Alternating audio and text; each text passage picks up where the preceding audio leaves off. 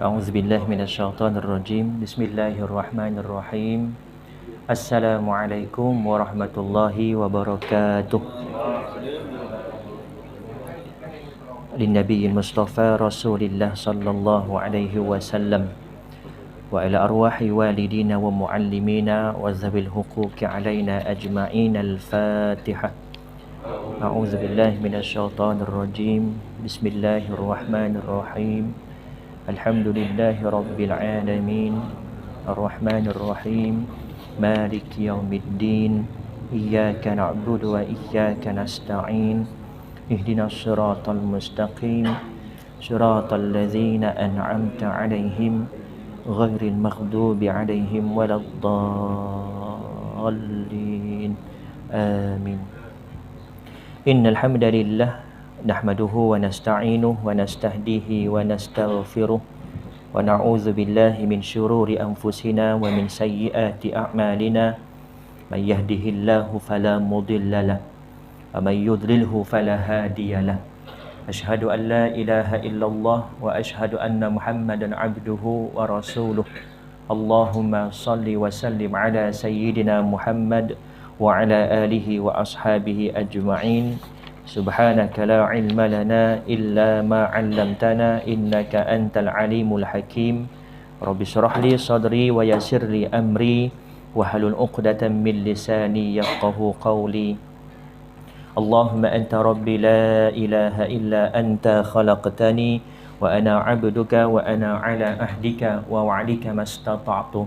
A'udzu bika min syarri ma sana'tu abu'u laka bi ni'matika 'alayya wa abu'u bi dzambi faghfirli fa innahu la yaghfiru dzunuba illa anta. Yang dihormati Tuan Pengurusi Surau, Tuan Imam, Tuan Bilal, pegawai serta ahli jawatan kuasa Surau Haji Taib, Kampung Sungai Buaya, yang dimulakan juga dan dihormati para alim ulama, asatizah di kalangan tuan-tuan dan juga puan-puan, seterusnya muslimin muslimat, hadirin hadirat. Alhamdulillah, Alhamdulillah. Pertama dan selama-lamanya kita merafakkan kesyukuran kehadrat Allah Subhanahu wa taala kerana dengan rahmat dan keizinannya dapat kita berkumpul pada malam ini, dapat kita sama-sama mengerjakan solat fardu maghrib secara berjemaah. Kita terpilih atas sebab iradah dan juga kehendak Allah dan juga kuasa Allah dan rahmat Allah Subhanahu wa taala.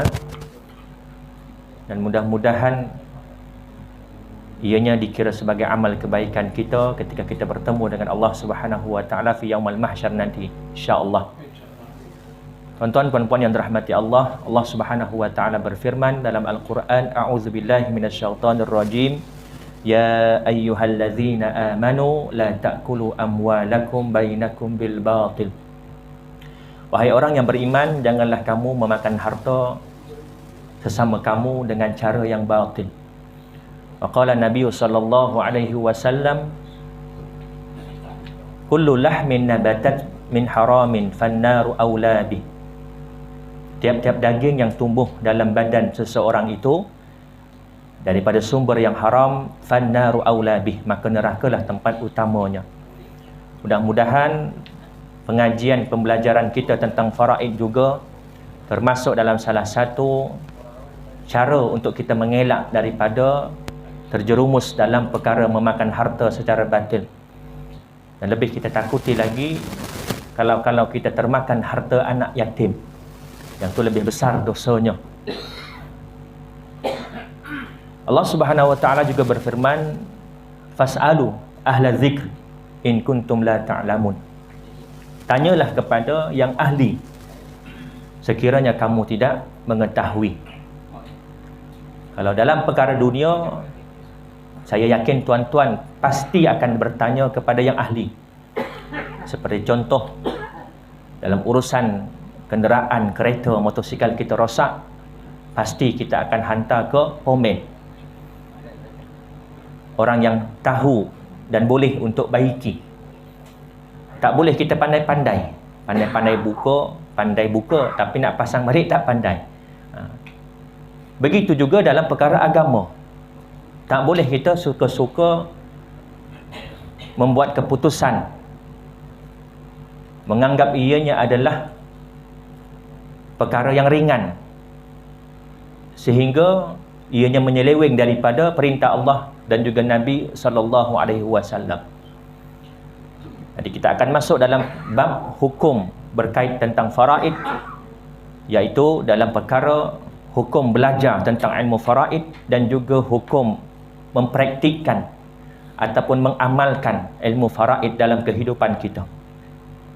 Saya yakin kita semua akan terlibat dalam perkara faraid.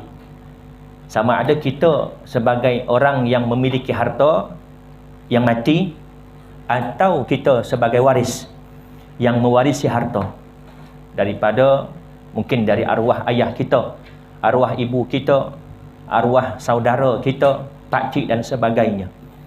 Jadi tidak boleh lari kita kebanyakannya, kerana semuanya boleh dikatakan berharta.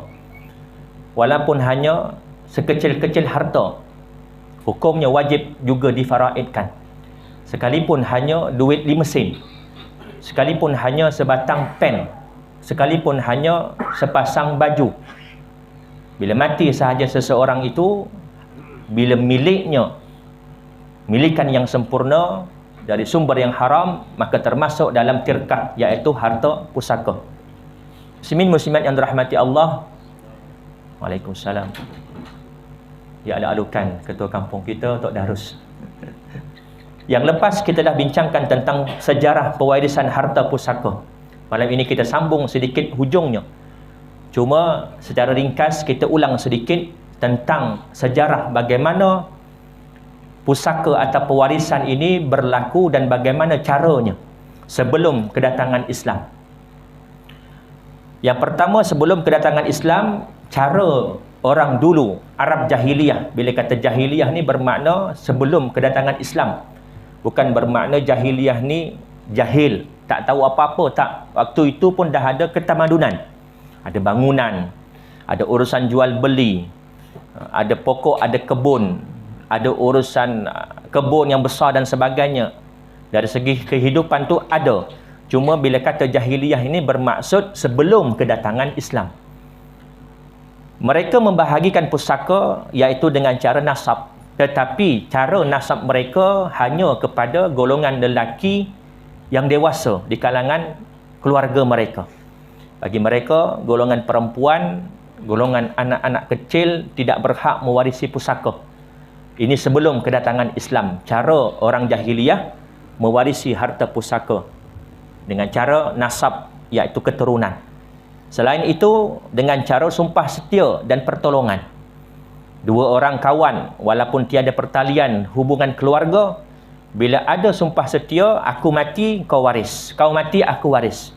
Maka bila berlaku kematian salah seorang, yang sudah bersumpah setia akan mewarisi antara satu sama lain. Ini sebelum kedatangan Islam. Kemudian yang ketiga dengan cara tabani, iaitu dengan cara anak angkat.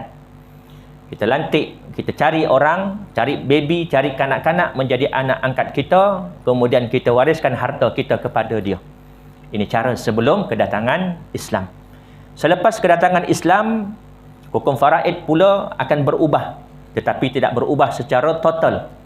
Berubah secara berperingkat, sedikit demi sedikit, kerana agak sukar untuk orang Arab jahiliyah waktu itu untuk menerima keseluruhan.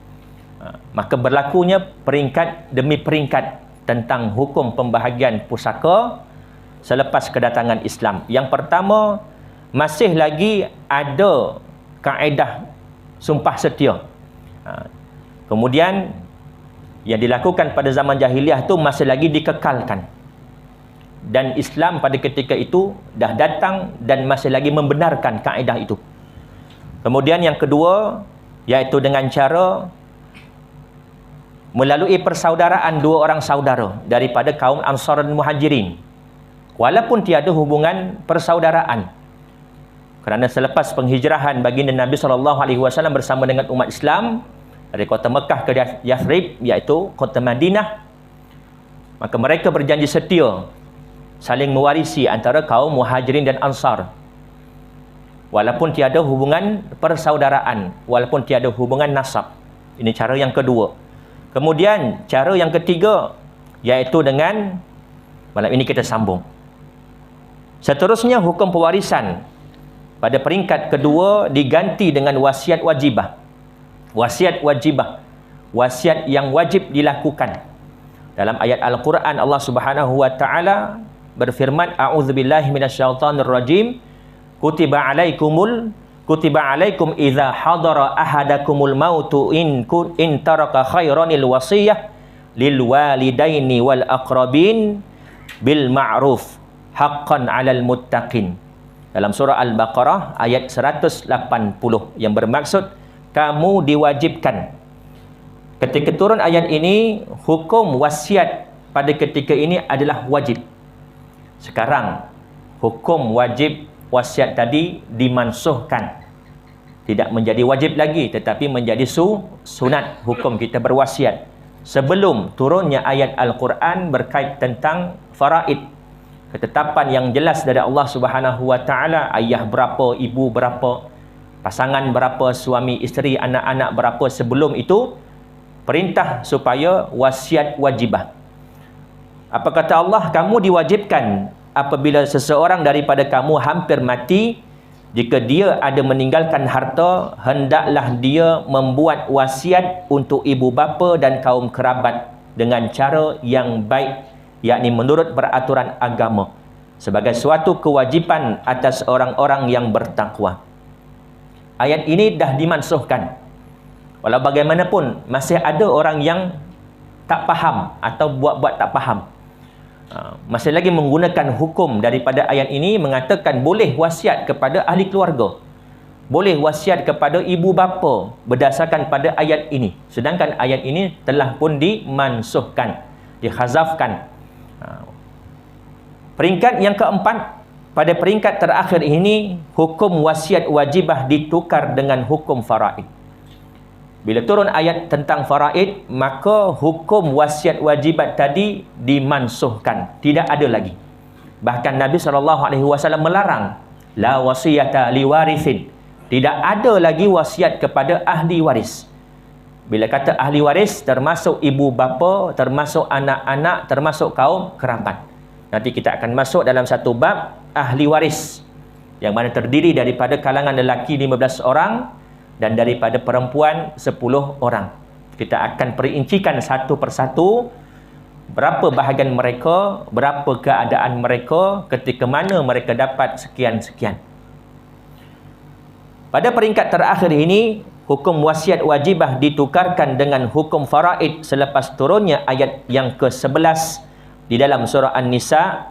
Sistem pewarisan Islam ini menentukan kadar bahagian setiap ahli waris secara terperinci. Apabila turunnya ayat-ayat tentang faraid, baginda Rasulullah SAW bersabda, innallaha qad a'ta kulladzi haqqin haqqahu fala wasiyata liwarithin, yang bermaksud sesungguhnya Allah Subhanahu wa taala telah memberikan kepada setiap yang berhak akan haknya. Ketahuilah bahawa tiada wasiat kepada ahli waris. Maka bila masih ada orang melakukan wasiat kepada ahli waris, wasiatnya terbatal. Tak wajib bagi waris untuk melaksanakan, menunaikan wasiat tersebut. Masih berlaku ke tidak? Masih. Apa contohnya? Biasa kita dengar. Nanti kalau ayah mak dah mati, rumah ni, rumah pusaka ni bagi dekat adik kamu yang paling bongsu. Biasa tak kita dengar? Biasa. Adik yang bongsu tadi merupakan anak kepada ayah dan ibunya, merupakan waris.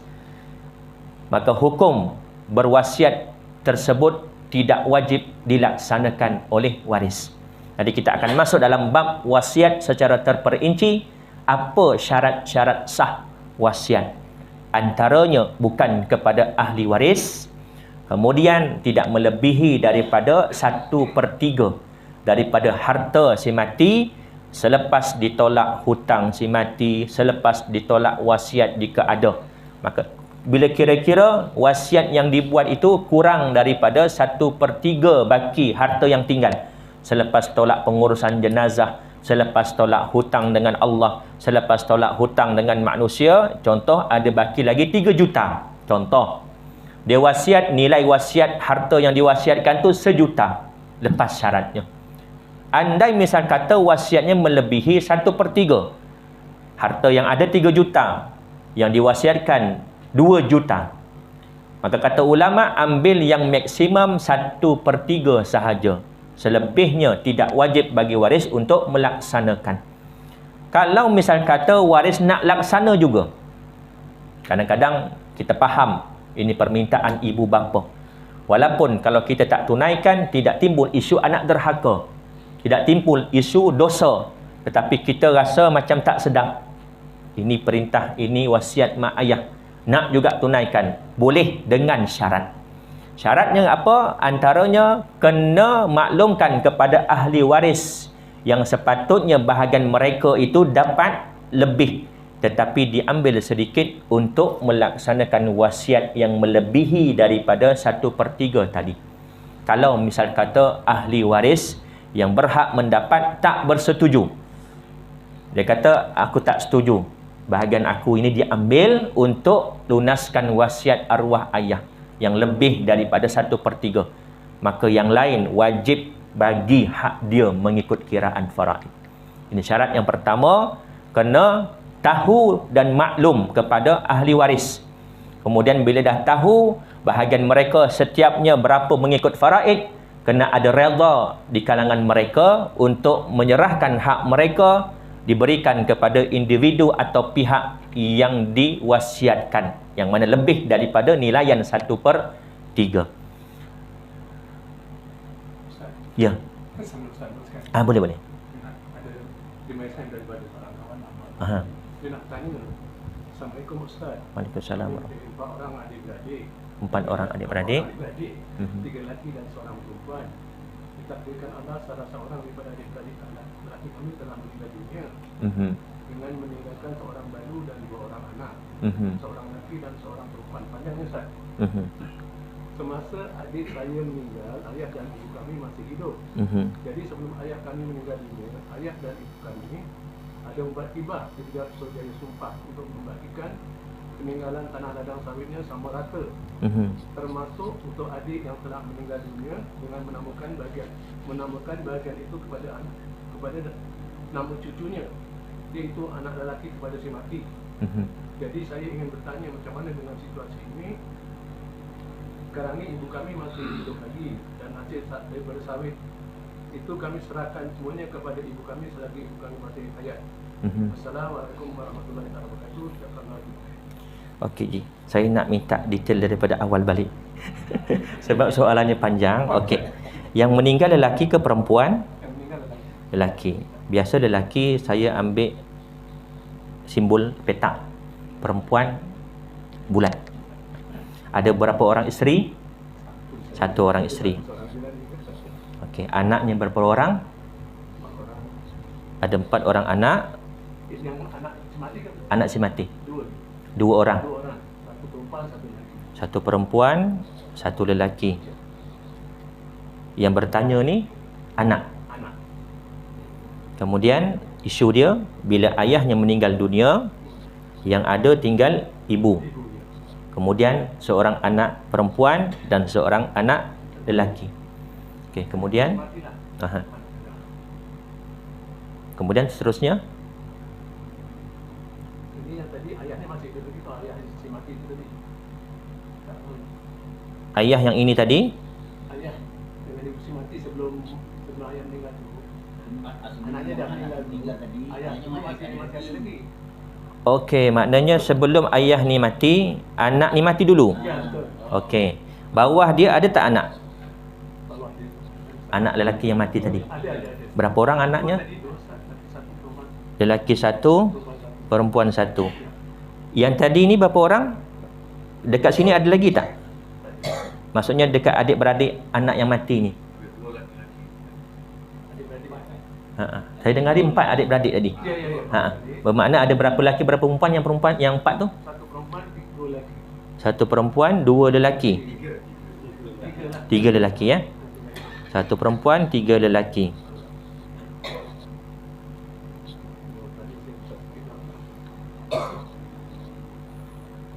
Okey. Seorang mati meninggal dunia, ada isteri seorang, dan di bawahnya ada 3 orang anak lelaki dan seorang anak perempuan. Daripada 3 anak lelaki itu, seorang tu meninggal dunia dulu, dan bagi bawah dia, anak dia ada seorang lelaki dan seorang perempuan. Okey. Kemudian persoalannya berkait dengan hibah tadi macam mana? Dia cuma nak tanya lah. Jadi saya ingin tanya macam mana dengan situasi ini. Situasi. Okey. Pertama, bila berlaku kematian sahaja seseorang itu, kita dituntut untuk disegerakan urusan pusaka. Jangan ditangguh-tangguh. Persepsi orang kita, kubur merah lagi, sibuk cerita tentang harta. Ini satu persepsi yang salah. Sedangkan dalam agama Islam, kita dituntut untuk segera.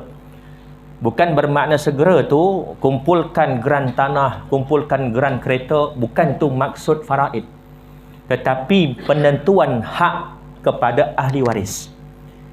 Anak ni dapat berapa bahagiannya, berapa pecahannya, pasangan berapa, anak lelaki berapa, anak perempuan berapa, kalau si mati ada ayah, ada ibu lagi, berapa bahagian dia. Kemudian barulah selesai penentuan. Apa hikmah? Supaya bila ada hasil daripada harta si mati, seperti contoh kebun, daripada kebun kelapa sawit ada 10 ekar contoh, hasilnya sebulan boleh jadi lebih kurang dalam 10,000, nak bagi mudah faham.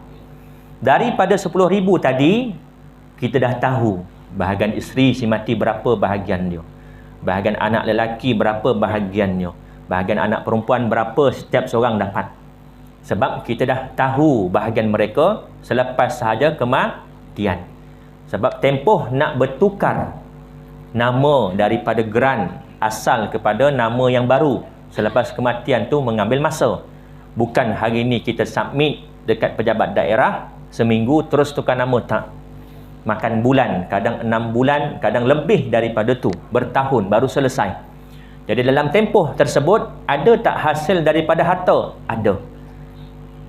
Ini yang kita takuti bila kita tak tentukan daripada awal, ada pihak yang memakan hasil tadi. Dia makan seorang. Ataupun dia bahagikan mengikut akal dia. Sedangkan perintah untuk faraid ini, nanti kita akan masuk dalam bab hukum, baru nak masuk dalam bab hukum. Hukumnya adalah wajib. Faridatan minallah tilka hududullah. Nasiban mafruḍah. Ketetapan yang telah difardukan, diwajibkan oleh Allah Subhanahu wa taala, bukan pilihan kedua, tetapi pilihan pertama. Bukan bila dah berlaku pergaduhan, pertelingkahan baru nak kembali kepada Al-Quran, tetapi pilihan yang pertama. Bila anak lelaki ini meninggal dunia, yang ini, apa yang perlu waris buat? 2 orang waris yang ada kena nilaikan berapa harta si mati, kemudian tentukan siapa waris yang ada. Yang ada sekarang ini adalah seorang ayah dan juga seorang ibu. Ini ayah kepada si mati ni tadi, ini ibu kepada si mati ni tadi. Bermakna waris bagi anak yang mati dahulu ni ada 4 orang. 1 ayah, 1 ibu, 1 anak perempuan dan 1 anak lelaki. Ayah dapat berapa?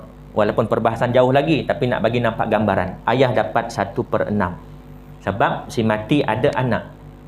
Ibu dapat berapa? 1/6. Sebab si mati ada anak. Seorang lelaki, seorang perempuan. Baki ni tadi ada berapa? 1/6, 1/6, 2/6, baki ada 4/6. 4/6 ini adalah kepunyaan anak si mati ni. Dengan nisbah lelaki 2 bahagian, perempuan 1 bahagian. Kalau contoh nak mudah kira, lelaki kalikan 2 tambah dengan perempuan berapa orang? Dekat sini ada berapa lelaki? Seorang. Kalikan 2 bermakna 1 kali 2 2. Tambahkan perempuan berapa orang? 1. Jadi 3. Bermakna bahagian lelaki 2/3, bahagian perempuan 1/3. Ini kalau seorang-seorang. Kalau lelaki 3, perempuan 4, Macam mana nak kira? 3 kali dengan 2. 3 kali 2 berapa? 6. Tambah dengan 4, 10. Bermakna setiap seorang lelaki 2/10. Setiap seorang perempuan 1/10. Ini maksud mithlu hazil unthayan. Lizakari mithlu hazil unthayan. Bahagian lelaki 2 bahagian daripada bahagian perempuan. Bermakna dekat sini perempuan 1/3, dekat sini lelaki 2/3 daripada 4/6 ni tadi. Mereka mendapat baki. Ini kena tentukan dahulu. Kemudian bila dah selesai urusan yang ini, mati pula bapa yang ini. Betul? Ini mati. Bila ini mati, warisnya siapa pula? Ada tak lagi ayahnya dengan ibu? Kalau tak ada, okey, selesai. Ini tak ada. Bermakna ada waris daripada isterinya. Betul? Dan juga seorang anak perempuan dan 2 orang anak lelaki. Yang ini dah tak kira. Dan syarat mewarisi pusaka, kena waris hidup semasa pemilik harta mati. Walaupun beza hanya seminit, contoh. Ayah dengan anak meninggal dunia dalam kereta kemalangan, na'udzubillah. Bila lihat sijil kematian, bawa ke hospital, masih hidup lagi. Tetapi doktor sahkan bapa meninggal dunia jam 8 malam, contoh. Anak meninggal dunia jam 8 1 minit malam, contoh. Siapa yang mati dulu? Ayah. Maka anak ini tadi boleh mewarisi harta ayah tadi. Perlu ke ustaz nak wariskan sedangkan dia dah mati? Perlu, kerana di bahagian anak yang mati tadi perlu ditambah hartanya dan harta bahagian dia daripada ayah ni yang tadi.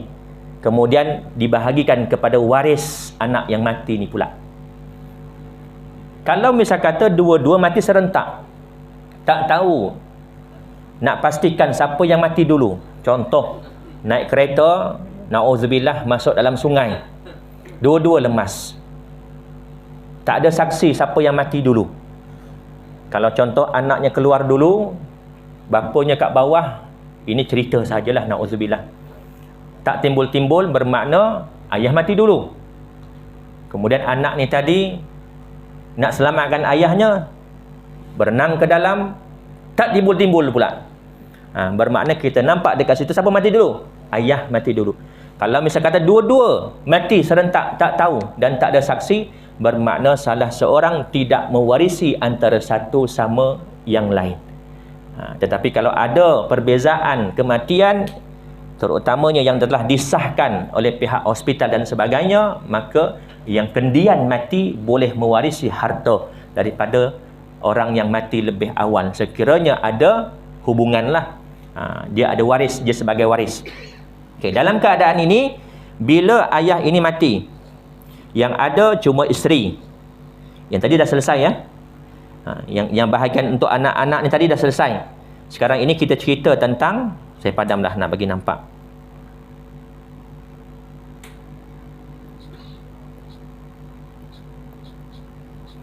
Okey, sekarang isu dia, yang ini pula meninggal dunia. Jadi waris yang ada seorang isteri, kemudian seorang anak perempuan dan 2 orang anak lelaki. Isteri dapat berapa? 1/8. 1/6 tadi ibu. Isteri dapat 1/8. Sebab apa? Sebab si mati ada anak. Tak kira anak lelaki atau anak perempuan. Tak kira sama ada dia dengan isteri yang lain ada anak atau lelaki atau perempuan. Bukan dengan anak yang perempuan ni, juga yang ini akan dapat 1/8. Tapi isu sekarang dia cuma ada seorang isteri. Anak-anak ini tadi akan dapat berapa? Berapa orang yang lelaki, berapa orang yang perempuan yang masih hidup? Lelaki 2 orang, perempuan 1 orang. Kaedahnya 2 kali 2, 4 tambah 1, 5. Yang setiap lelaki 2/5, 2/5, yang perempuan 1/5.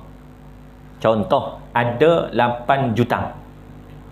Maka isterinya akan dapat 1 juta. Bakinya 7 juta. Daripada 7 juta tadi, 2/5 setiap anak lelaki daripada 7 juta tadi. Yang anak perempuan 1/5 daripada 7 juta tadi. Ini kalau ikutkan dia ada perkiraan lagi. Cuma saya tak nak masuk dalam isu asal masalah. Nanti kita akan masuk dalam bab asal masalah dalam bab pengiraan. Asal masalah ni dalam bahasa Arab, dalam bahasa kita GSTK.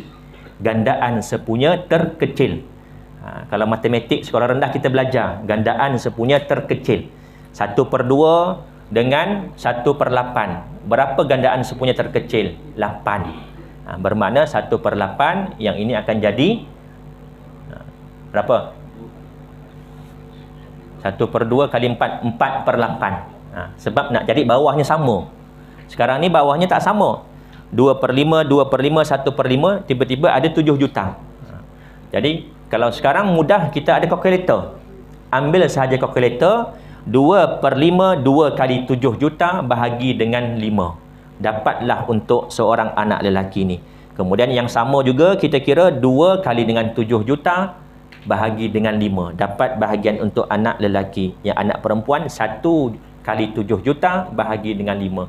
Dapatlah bahagian mereka masing-masing. Selesai. Isu yang berlaku kebanyakan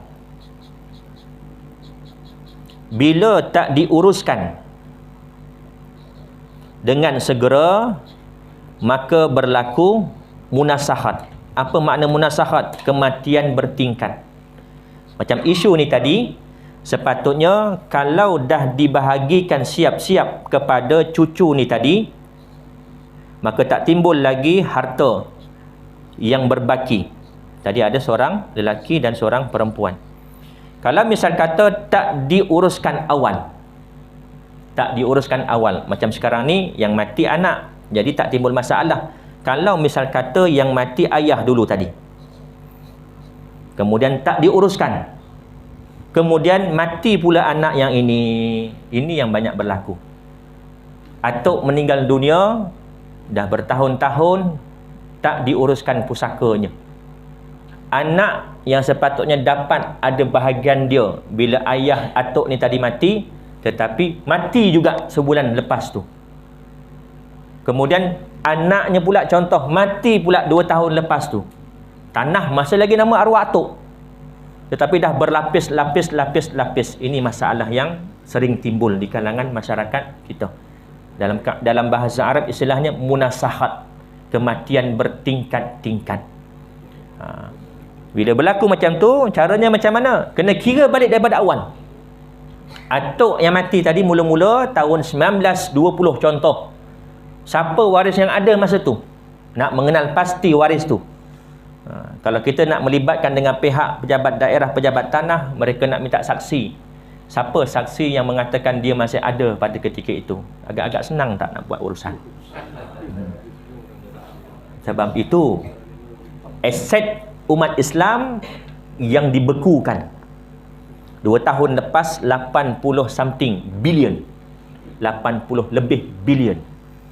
Kerana apa? Isu dia tak diuruskan dengan segera. Satu lagi masalah, bila mana kita menganggap kita sebagai seorang lelaki, ayah, ada anak-anak yang berada usia bawah umur 18 tahun ke bawah, kita mati, bahagian anak-anak siapa yang menjadi pemegang amanah? Siapa boleh jawab? Persepsi kita, sangkaan kita siapa? Isteri kita lah, ibu kepada anak-anak kita.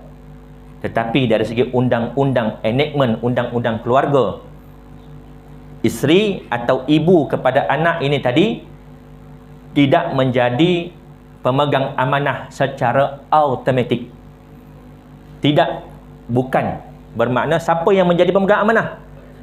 Bapa kepada si mati. Contoh, ini si mati, lelaki, dia ada isteri, dia ada anak-anak.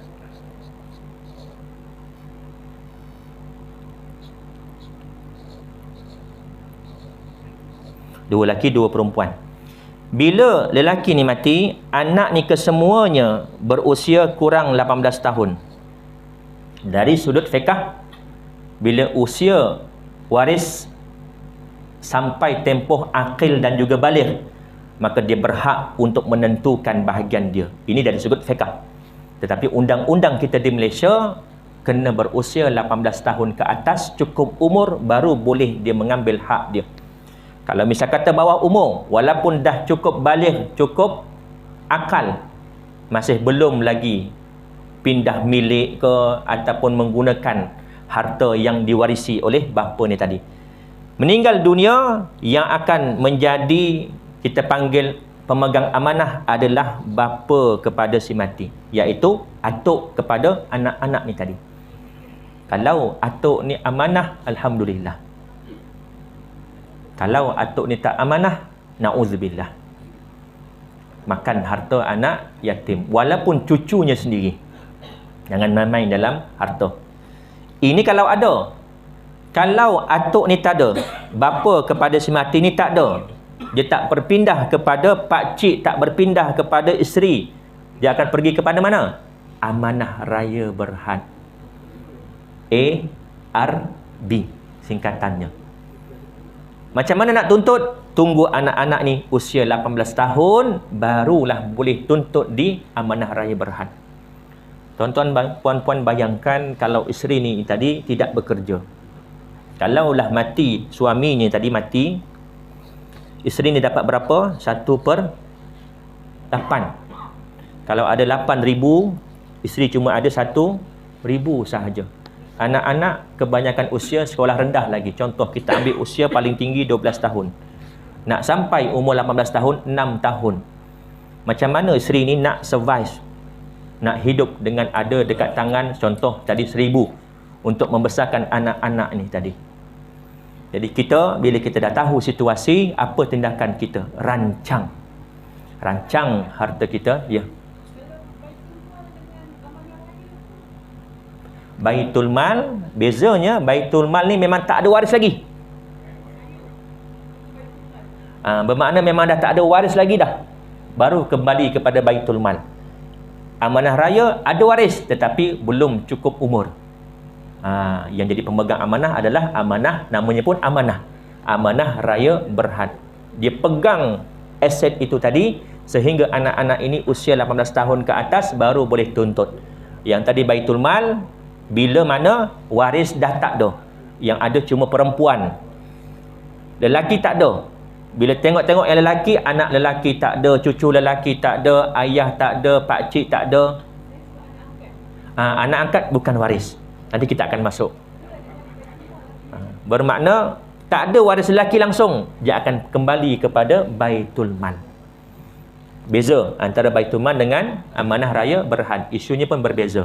Amanah Raya kerana anak-anak ini tadi belum cukup umur. Kalau Baitul Mal kerana tidak ada waris lelaki. Waris lelaki ni penting ke tidak? Penting untuk mewarisi asabah atau baki. Sebab tu kadang-kadang orang risau kalau tak ada anak lelaki. Kalau tak ada anak lelaki, bermakna anak perempuannya, kalau seorang dapat 1/2. Kalau 2 orang atau lebih, semuanya perempuan, maka mereka akan dapat 2/3. Selebihnya 1/3 tadi, kemana akan pergi? Saudara yang terdekat. Kalau ayah si mati masih ada, bapa lah. Bapa si mati ada, dapat bapa asabah. Kalau tak ada bapa, ada adik-beradik lelaki seibu sebapa, dapatlah adik-beradik seibu sebapa. Pakcik kepada anak-anak ni tadi. Kat mana dah tadi? Jadi bila kita tahu situasi, rancang. Bagaimana nak rancang? Sekarang dah banyak syarikat-syarikat firma-firma untuk kita lantik wasi. Dan MAIS sendiri pun dah ada. Di MAIS, di pejabat agama pun ada pegawai yang menguruskan untuk kita melantik wasi. Siapa yang kita nak lantik ni? Isteri kita. Kita lantik isteri kita, lebih-lebih lagi kita rasa kita ni dah nak mati dah ni, sakit manjang je. Masuk hospital, keluar masuk, dah macam rumah kedua dah. Buatlah siap-siap, rancanglah harta kita, lantik isteri kita sebagai wasi. Bila kita dah mati nanti, harta tadi boleh digunakan oleh isteri untuk membesarkan anak-anak. Harta anak yatim, bagi orang yang memegang amanah, kalau kita lantik isteri kita sebagai wasi, dia boleh menguruskan harta tersebut dan boleh gunakan sekiranya untuk keperluan anak-anak ini tadi. Tapi berpada-padalah. Jangan mentang-mentang bahagian anak-anak ni contoh 100 juta. Contoh. Bahagian dia sikit. Anak-anaknya 100 juta. Dia esok beli kereta Ferrari. Alasan kata sebab nak hantar ambil dari sekolah. Berpada-pada penggunaan. Untuk tujuan apa? Untuk tujuan kegunaan anak yatim ini tadi. Kalau misal kata perlu untuk kos makan sepanjang tempoh sebulan berapa sekian-sekian, ambil. Dan harus bagi orang yang memegang amanah harta anak yatim ini untuk niagakan harta anak yatim. Maksud niaga ni apa? Terpulanglah kita nak letak dalam tabung haji ke, dalam ASB ke, yang patuh syariah, yang pasti patuh syariah. Cukup tahun dapat dividennya. Ya. Jadi hibah tadi yang dibawa oleh ayat itu valid ke tidak? Hibah, yang ni saya tak faham tadi. Tak sampai ke situ lagi. Jadi kita kembali tadi, okey. Ayahnya tadi ada buat hibah. Ada. Kepada siapa? Ayah sebelum mati ayah tu ada buat hibah kepada adik-beradik yang 3 orang. Okey. Dengan cucunya seorang. Dengan cucunya seorang. Yang dua pula. Cucunya laki ke perempuan? Lelaki saja. Cucu laki saja. Namakan pula. Jadi yang dapat hibah anak perempuan, anak lelaki dengan cucu lelaki. Sama rata lah tu tapi Ustaz. Tapi dalam bentuk hibah. Hibah. Okey. Bila kata hibah, ucapan dan juga pemindahan semasa hidup. Hukumnya harus. Kita nak bagi dekat siapa harta kita, sama ada dekat waris kita, keluarga kita, walaupun orang luar, hukumnya harus. Contoh, tuan-tuan ada RM3,000 contoh. Tuan-tuan nak bagi dekat kawan India, Mutu namanya. Contoh, harus. Tuan-tuan nak bagi dekat kawan tuan-tuan yang Cina, Acong contoh. Harus. Sekalipun bukan orang Islam. Bila kita hidup, harus kita nak bagi. Bagi dekat anak, bagi dekat cucu, harus. Isu yang kadang orang keliru antara hibah dan wasiat. Hibah ni apa dia? Ucapan dan penyerahan masa hidup. Adapun wasiat, ucapannya masa hidup, tetapi penyerahan masa selepas mati. Kalau ayah dah mati nanti, tanah di hujung kampung yang 1 ekar, kamu wakafkan untuk tanah kubur kampung Sungai Buaya. Contoh. Bila kita tengok syarat-syarat wasiat, tidak melebihi 1/3, bukan tujuan untuk maksiat, kemudian tidak melebihi, bukan kepada ahli waris, maka sah wasiat tadi. Penyerahan bila? Lepas mati. Wahibah tadi, penyerahan bila? Masa hidup. Bila atuk ni tadi buat hibah semasa hidup kepada anak perempuan, anak lelaki dengan cucu lelaki, bermakna harta yang telah dihibahkan semasa hidup tak termasuk lagi dalam harta pusaka ayah ni tadi bila dia mati. Jelas? Bukan lagi milik dia. Tirkah yang dikatakan harta pusaka adalah pemilikan sempurna daripada sumber yang halal. Kalau misal kata ada campuran yang haram, maka ambil yang haram, keluarkan, berikan kepada Baitul Mal. Yang halal sahaja untuk diwarisi kepada ahli waris. Jadi dah masuk ke belum dalam bab tirkah? Saya belum. Untuk mengenal pasti harta-harta, yang mana harta pusaka, yang mana bukan harta pusaka. Kadang-kadang orang salah faham. Contoh duit pencen. Pencen ini bukan harta pusaka. Bila saya contoh bekerja sebagai penjawab awam, saya meninggal dunia, siapa yang dapat pencen saya? Isteri dan anak-anak, sekiranya anak-anak masih belum berusia 18 tahun atau lebih tapi masih belajar, pun boleh dapat pencen. Bukan harta pusaka, tak termasuk dalam harta pusaka saya pencen ni tadi. Nanti kita akan masuk lebih terperinci, nak membezakan yang mana harta pusaka, yang mana bukan harta pusaka. Jadi kalau misal kata dia dah bagi hibah semasa hidup, harta yang dah dihibahkan tu adalah milik sepenuhnya kepada yang diberi. Dah tak termasuk lagi dalam harta ayah ni tadi bila dia meninggal dunia. Jelas? Alhamdulillah. Ya? Tak boleh. Orang lain tak boleh tuntut. Sebab tu hibah ni kalau boleh kena ada hitam putih. Wasiat ni kena ada hitam putih. Sekarang banyak dah firma-firma syarikat-syarikat, ataupun kalau kita nak buat dekat MAIS pun boleh.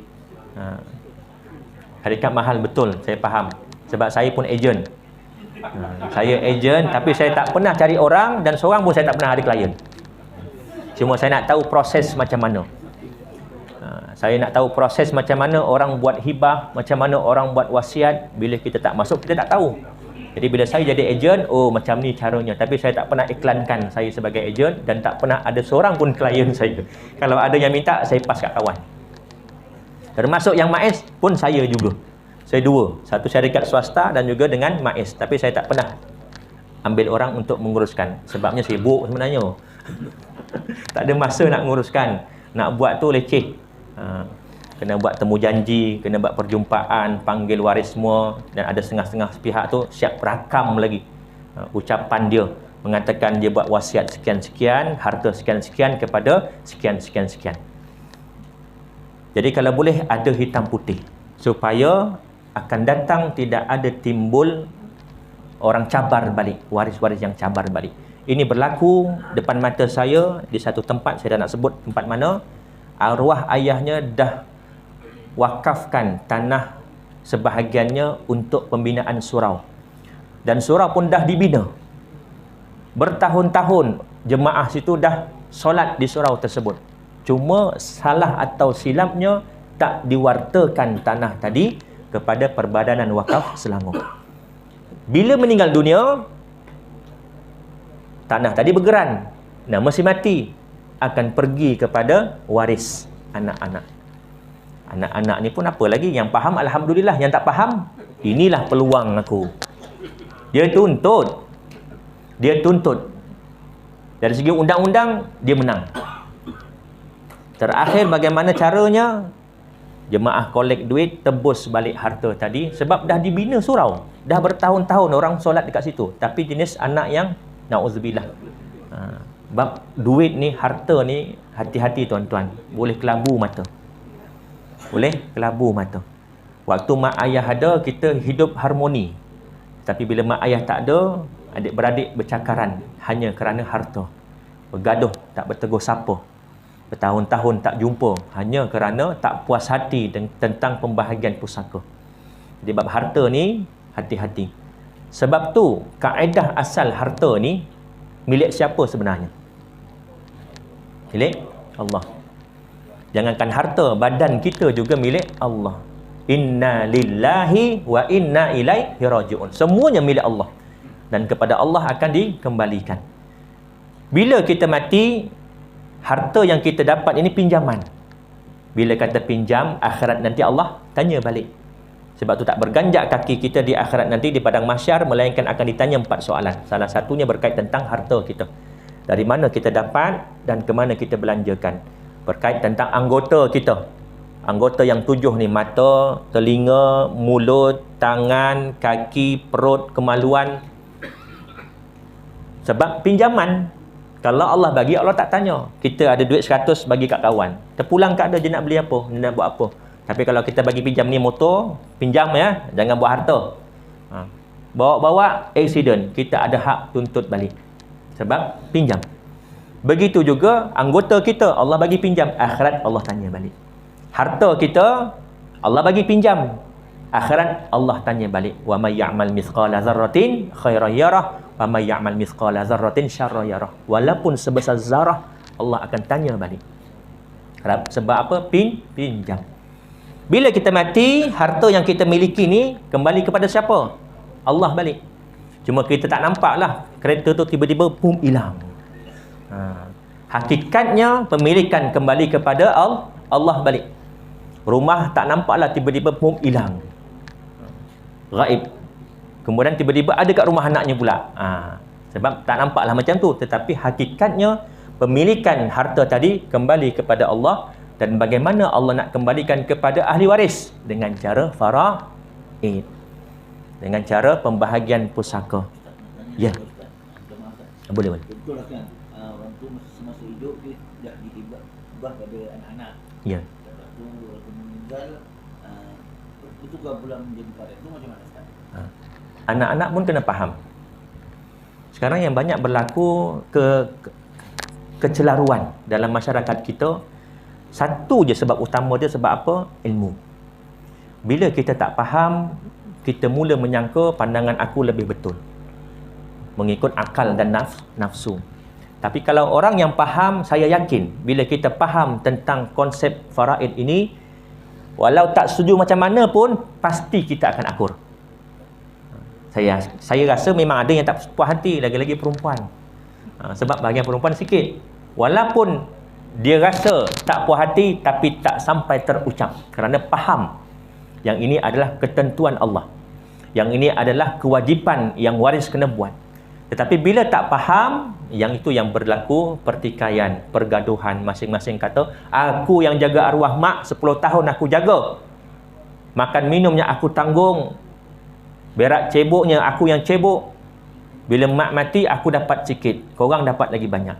Sebab berlandaskan akal semata-mata. Bila dah berlaku hibah, harta tadi tidak lagi termasuk dalam harta faraid. Dan sebaiknya ada hitam putih, atau sekurang-kurangnya panggil anak-anak semua. Ini ayah nak bagi pengumuman. Korang semua ada 4 orang adik-beradik, 2 lelaki, 2 perempuan. Contoh, ni sekarang ayah masih hidup, mak masih hidup. Ayah ada 5 ekar tanah. Ayah nak bagi siap-siap masa hidup. Boleh tak boleh? Boleh. Harus hibah. Ayah bagi dekat mak seekar, bagi dekat anak yang lelaki seekar, perempuan seekar, lelaki seekar, perempuan seekar. Cukup 5 ekar. Walaupun belum tukar nama dekat geran, itu dah dikira hibah. Itu dah dikira hibah, kerana lafaznya ada dan anak-anak boleh menjadi saksi. Timbul nanti mati anak lelaki pula, dia nampak peluang dia ni.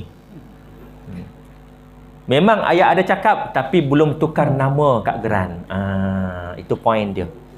Belum tukar nama dekat geran. Bila belum tukar nama kat geran, pergi dekat pejabat tanah. Bila putuskan ada 2 lelaki, 2 perempuan, maka kena ikut faraid. Yang bahagian lelaki 2 bahagian, perempuan 1 bahagian. Bermakna lelaki lebih daripada 1 ekar. Bila dia nampak peluang, dia boleh tuntut. Tetapi hukumnya haram. Kerana dia pun dah tahu ayahnya dah bagi siap-siap masa hidup. Nak lebih bagus, pindah milik terus siap-siap. Tetapi kita takut-takut juga. Kita dah pindah-pindah ke anak, anak pula jual. Naya kita. Naya kita. Dengan rumah-rumah kita pun terjual. Jadi sekarang ni, ada satu kaedah dinamakan hibah bersyarat. Hibah bersyarat. Dan fatwa pun dah keluar mengatakan harus. Bermakna hibah bersyarat ni apa? Pemberian semasa hidup tetapi belum tukar nama. Tetapi ada dia punya perjanjian dan juga hitam putih lah, kita kata nak bagi mudah faham. Ada hitam putih, walaupun belum tukar nama, meninggal dunia pemilik harta, waris dah tak boleh tuntut lagi dah. Kerana dah ada hitam putih walaupun belum tukar nama. Namanya hibah bersyarat. Tuan-tuan puan-puan boleh Google, boleh lantik atau mana-mana cari ejen untuk buat hibah bersyarat. Kita pun nak rasa selamat juga. Kerana kita pindah-pindah, tiba-tiba dijualnya naya kita.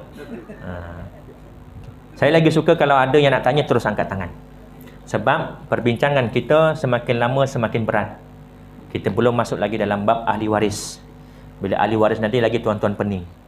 Saudara lelaki seibu sebapa, anak lelaki daripada pakcik saudara lelaki seibu sebapa dengan bapa. Padahal kalau kirakan sepupu je.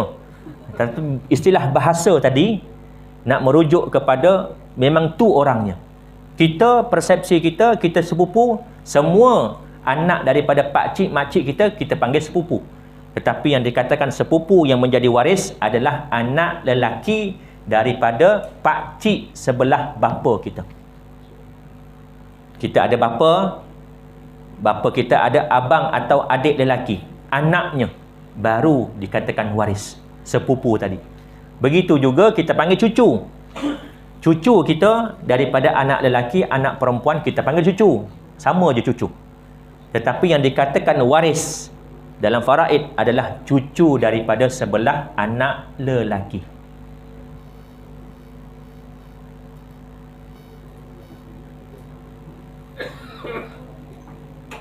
Ini si mati. Ada anak perempuan, ada anak lelaki. Anak perempuan ada lagi anak perempuan dan anak lelaki. Anak lelaki juga begitu, ada anak perempuan, ada anak lelaki. Ini si mati.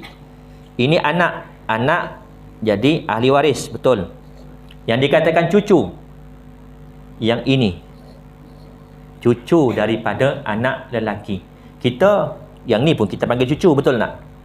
Tetapi ini bukan ahli waris.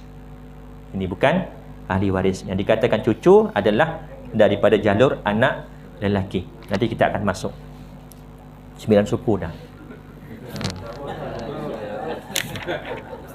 Ya. Contoh yang tadi tu, masa ucapan hibah hibah dah kepada anak-anak perlu ada hitam putih surat ke ataupun macam surat bertulis sendiri ke ataupun macam itu soalan lah, just soalan. Kita tuan-tuan lebih kenal anak-anak tuan-tuan. Tuan-tuan, puan-puan lebih kenal anak-anak tuan-tuan, puan-puan. Kalau tuan-tuan rasa kalau aku mati ni, anak-anak ni tak bergaduh, ikut manut, orang Jawanya kata manut lah, tak perlu. Tetapi kalau kita rasa kalau aku mati ni, walaupun aku dah bagi hibah siap-siap tapi tak ada hitam putih, takut nanti berlaku pertikaian, pergaduhan, lebih baik buat. Maksudnya lebih baik buat yang hitam putih, lantik. Kadang-kadang perunding ni sampai tahap dia nak dapatkan bukti yang kukuh sampai mereka rakam dan simpan rakaman tadi untuk dijadikan bukti bahawasanya si mati ini semasa hidup ada membuat wasiat, ada membuat hibah dan sebagainya. Jadi kalau misal kata berlaku juga tuntutan daripada waris, daripada harta yang telah dihibah atau diwasiatkan, mereka ni dah ada backup. Jadi insya-Allah setakat ni dah belum ada lagi yang menang kes. Sefahaman saya lah, orang yang menuntut daripada harta yang telah dihibahkan atau diwasiatkan yang ada hitam putih. Tetapi kalau tak ada hitam putih, boleh jadi menang, boleh jadi kalah. Dan kebanyakannya menang waris ni tadi. Sebab tu kita, tuan-tuan lebih kenal waris tuan-tuan. Bagaimana keadaan dia. Kalau misal kata dia ni masa hidup memang tamak, nak harta sangat, nak sangat aku mati cepat. Nauzubillah. Jadi buat persiapan yang sepatutnya. Buatlah hibah ke, wasiat ke yang sepatutnya. Kalau boleh biar ada hitam putih.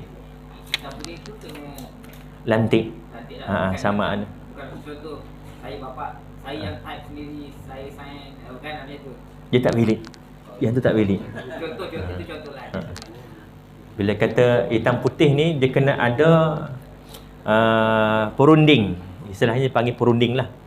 Perunding daripada syarikat-syarikat mana ke. Tapi saya lebih syorkan pergilah ke MAIS. Murah dan mudah urusan. Dan sahabat-sahabat saya pun ramai yang bekerja di bahagian PPI, Pegawai Pewarisan Islam. Kalau tak silap dia punya short form dia. Kosnya murah, kemudian lebih terjamin. Sebab di bawah agensi kerajaan, bawah MAIS. Okey, ada soalan lagi tak sebelum kita tutup?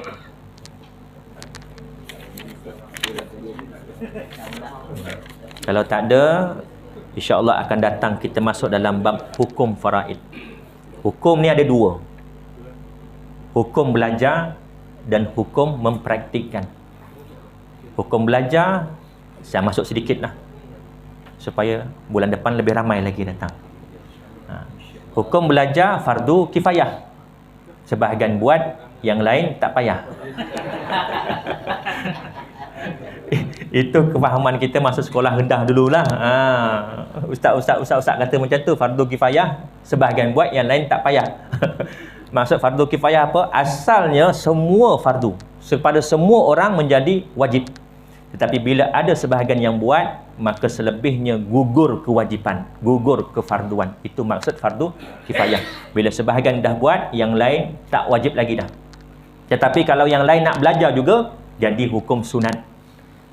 Belajar fardu kifayah, tetapi hukum mempraktikkan atau mengamalkan faraid dalam kehidupan, dalam urusan pembahagian pusaka adalah fardu ain bagi setiap waris. Sama juga dalam ilmu-ilmu fardu kifayah yang lain. Apa contohnya? Ilmu muamalat. Ilmu muamalat fardu kifayah. Semua tuan-tuan tak wajib pun belajar tentang fardu kifayah bila dah ada orang yang belajar. Tetapi kalau tuan-tuan nak berurusan dalam muamalat, wajib mengikut syariat. Macam mana ustaz? Saya tak faham, saya tak pernah belajar. Fas'alu ahla zikr in kuntum la ta'lamun. Itu kewajipan yang lain pula. Tanya kepada yang ahli, bagaimana hukum ni? Aku nak jual beli. Oh, macam ni, macam ni, macam ni. Walaupun dia tak belajar, tetapi praktik adalah fardu ain kepada setiap umat Islam. Hukum belajar fardu kifayah, tetapi nak praktikkan fardu ain. Belajar tajwid pun begitu. Hukum belajar tajwid fardu kifayah. Tetapi kita semua nak baca Al-Quran fardu ain bertajwid. Bila kita baca Al-Quran tak bertajwid, hukumnya berdosa. Jangankan nak dapat pahala, dapat dosa lagi, dilaknat lagi oleh Quran. Jadi asalnya fardu kifayah. Cuma dalam mazhab Syafi'i, fardu ain belajar tajwid dalam surah Fatihah. Kerana surah Fatihah termasuk dalam rukun dalam sembahyang, rukun qauli. Jadi tak semua hukum tajwid ada dalam surah Fatihah. Tetapi kita wajib belajar tajwid dalam surah Fatihah. Ada mad aslinya, ada mad lazim mutsaqal kaliminya, waladdallin, ada ma'arif disukunnya, ada madlinnya, alaihim. Jadi tajwid yang berkait dengan surah Fatihah wajib kita semua belajar. Tetapi tak semua hukum tajwid ada dalam surah Fatihah. Nak baca ayat lain, barulah wajib bertajwid. Sama juga kaedah dalam faraid. Belajar fardu kifayah.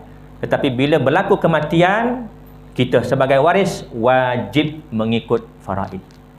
Tak ada pilihan. Kerana ini adalah perintah Allah, tilka hududullah. Ini adalah ketetapan had-had hudud dari Allah Subhanahu wa taala. Faridatan minallah, kewajipan dari Allah Subhanahu wa taala. Nasiban mafruḍa, pembahagian-pembahagian yang telah ditetapkan oleh Allah Subhanahu wa taala. Mati kita kembali kepada Allah, Allah bagi balik dekat waris kita dengan cara faraid. Jadi saya rasa cukup sekadar itu. Yang baik itu datang daripada Allah dan kurang lemah itu datang daripada kelemahan diri saya. Saya mohon maaf, mohon ampun. Andai terkasar bahasa, terguris hati tuan-tuan dan juga puan-puan, kita tangguh dengan tasbih kafarah dan suratul Asr. Subhanakallahumma bihamdika asyhadu an la ilaha illa anta astaghfiruka wa atubu ilaik. Bismillahirrahmanirrahim. Wal 'asri innal insana lafi khusr illa alladziina aamanu wa 'amilus solihati wa tawassaw bil haqqi wa tawassaw bis sabr. A'udzu billahi minasyaitonir rajim. Bismillahirrahmanirrahim. Alhamdulillahirabbil alamin wassalatu wassalamu ala asyrafil anbiya'i wal mursalin wa ala alihi wa sahbihi ajma'in. Allahumma faqihna fid din wa 'allimna ta'wil wa hdina siratal mustaqim siratal ladzina an'amta 'alaihim minan nabiyyin was-siddiqin wasyuhada'i was-salihin. Allahumma arinal haqqa haqqan warzuqna ittiba'ah wa arinal batila batila warzuqna ijtinabah. Allahumma inna na'udzubika min 'ilmin la yanfa' wa min qalbi la yakhsha wa min nafsi la yashba' wa min da'watin la yustajabu laha. Rabbana atina fid dunya hasanah wa fil akhirati hasanah wa qina 'adzaban nar. Wa sallallahu ala sayyidina Muhammad wa ala alihi wa sahbihi wa baraka wa sallam. Alhamdulillahirabbil alamin. Assalamualaikum warahmatullahi wabarakatuh.